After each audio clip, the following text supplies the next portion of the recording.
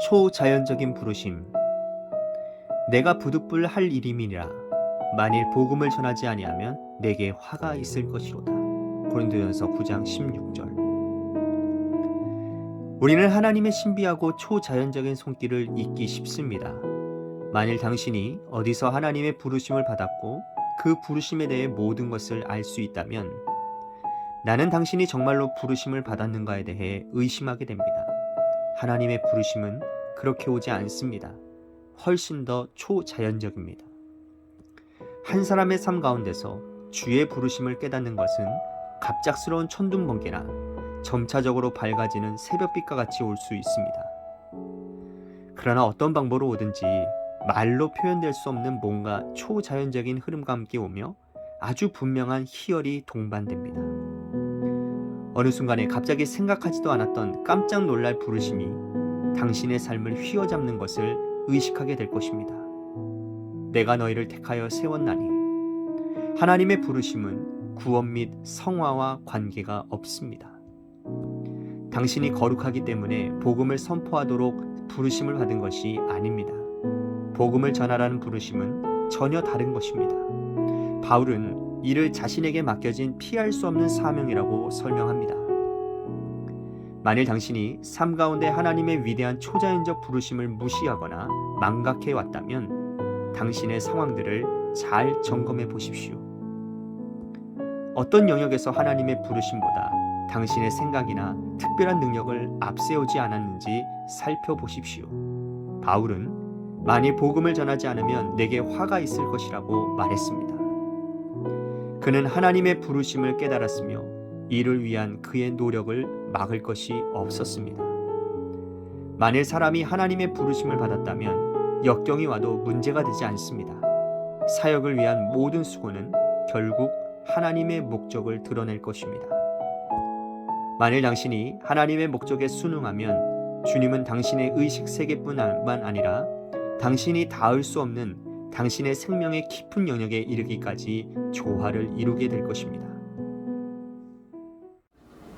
주님은 나의 최고봉 새벽 묵상, 오늘은 11월 4일 초자연적인 부르심이라는 제목으로 말씀을 나누도록 하겠습니다. 하나님의 부르심에는요, 초자연적인 요소가 있습니다. 그래서 챔버스는 한 사람의 삶 가운데서 주님의 부르심을 깨닫게 되는 것은 어떤 갑작스러운 천둥번개나 아니면 점차적으로 밝아지는 새벽빛과 같이 올 수 있다라고 말을 합니다.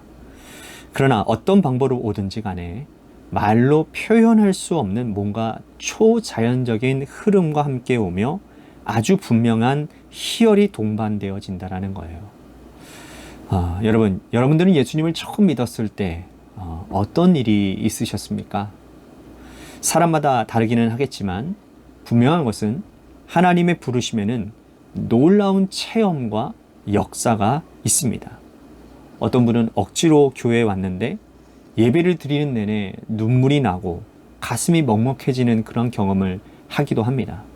어떤 분은 모태신앙인지라 늘 교회에 있었는데도 알지 못하다가 어느 순간인가 찬양 가운데 임하시는 그 하나님을 체험하고 나서 회개 기도가 나오고 방언이 터지는 그런 경우들도 있습니다.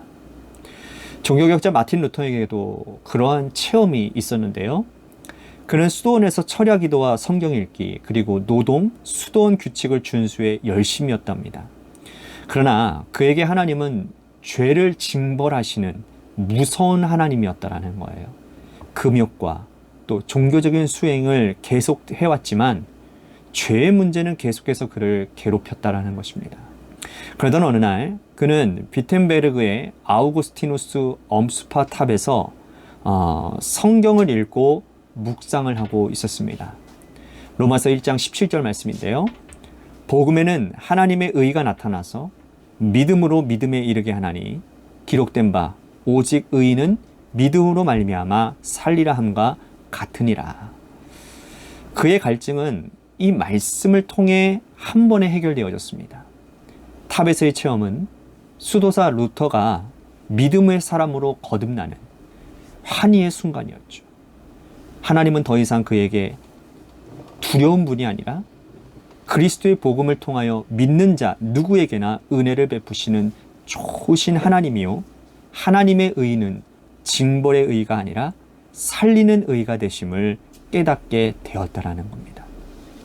이처럼요, 하나님의 부르심에는 생각지도 못했던 놀라운 은혜와 체험이 있게 됩니다.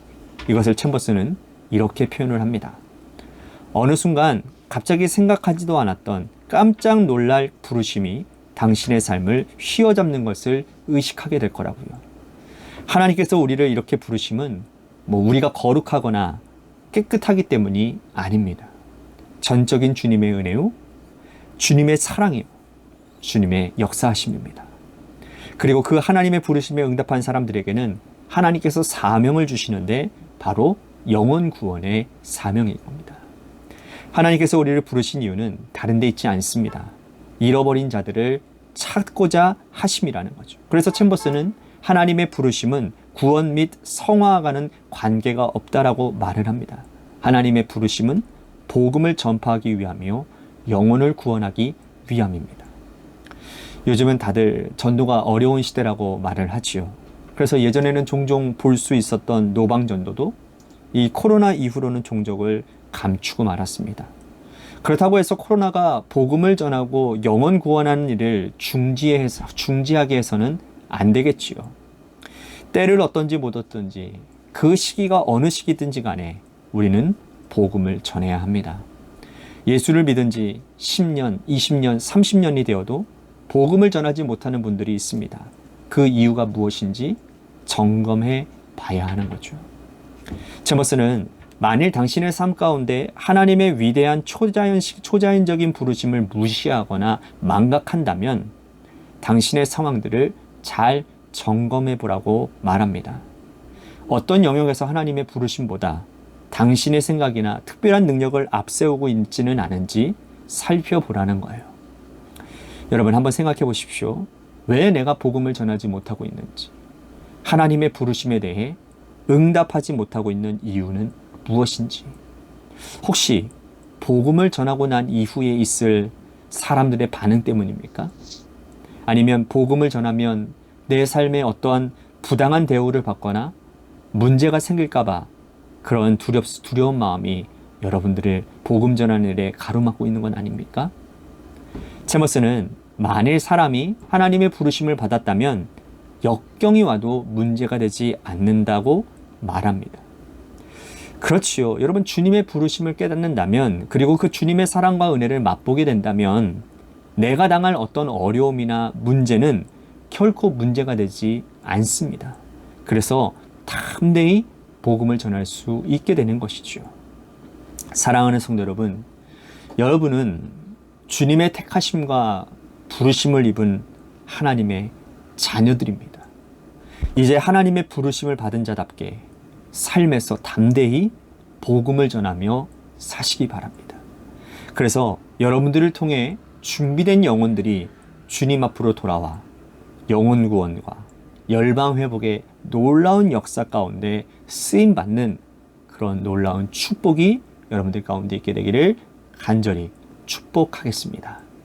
아멘.